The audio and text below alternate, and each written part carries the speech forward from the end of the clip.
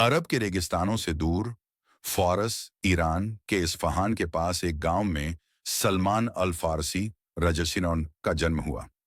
उनके पिता अपने समाज के इज्जतदार व्यक्ति थे और अग्नि पूजा ज़रोएस्ट्रियन धर्म में गहरी आस्था रखते थे।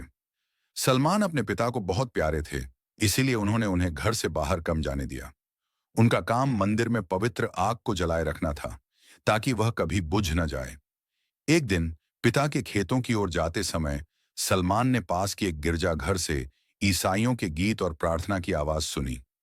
वे भीतर गए और लोगों को विनम्रता और भक्ति से ईश्वर की इबादत करते देखा। उनके दिल में आया, यह धर्म हमारे धर्म से बेहतर है। जब उन्होंने यह बात अपने पिता को बताई तो पिता बहुत घबरा गए और सलमान को घर में कैद कर लिया। मगर सलमान का दिल अब एक ही दिशा में खींच रहा था, एक सच्चे ईश्वर की तलाश। पश्चिम की ओर यात्रा सलमान घर छोड़कर निकल पड़े।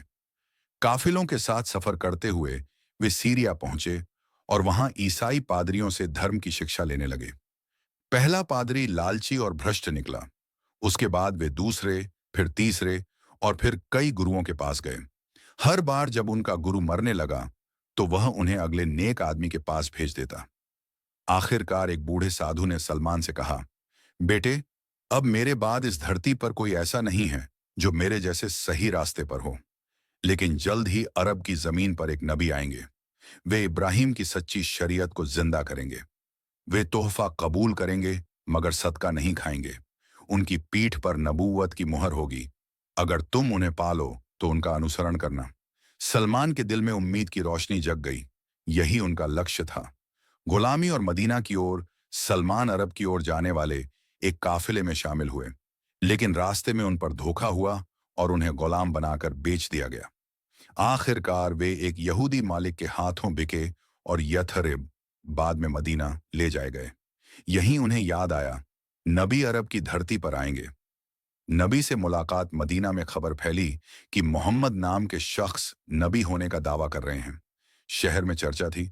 सलमान ने सोचा, क्या ये वही नबी हैं जिनकी तलाश मैं कर रहा था? उन्होंने अपने गुरु के बताए 3 निशान परखे।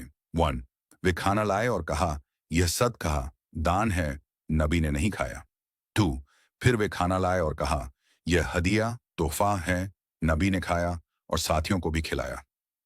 3, आखिर में उन्होंने नबी की पीठ देखी। वहां नबूवत की मुहर थी। सलमान रो पड़े।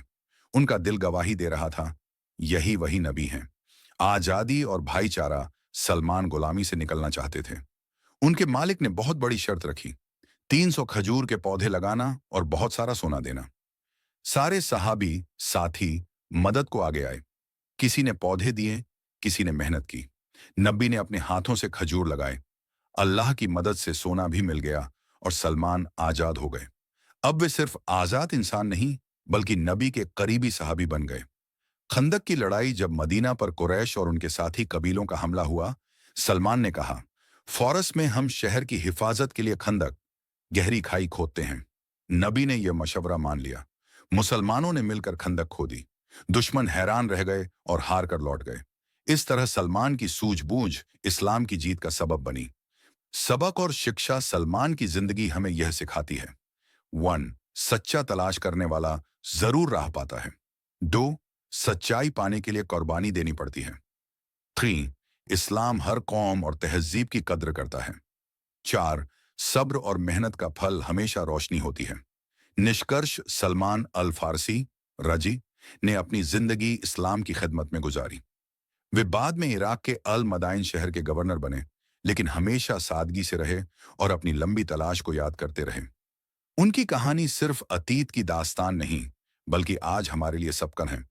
चाहे हम कहीं से भी हों, कितनी भी मुश्किलें हों, अगर हम सच्चाई की तलाश में ईमानदार हैं तो अल्लाह हमें मंजिल तक जरूर पहुंचाता है। सलमान अल फारसी रजिनस्चन की कहानी अंधेरे से उजाले की तरफ, गुलामी से आजादी की तरफ और गुमराही से हिदायत की तरफ का सफर है।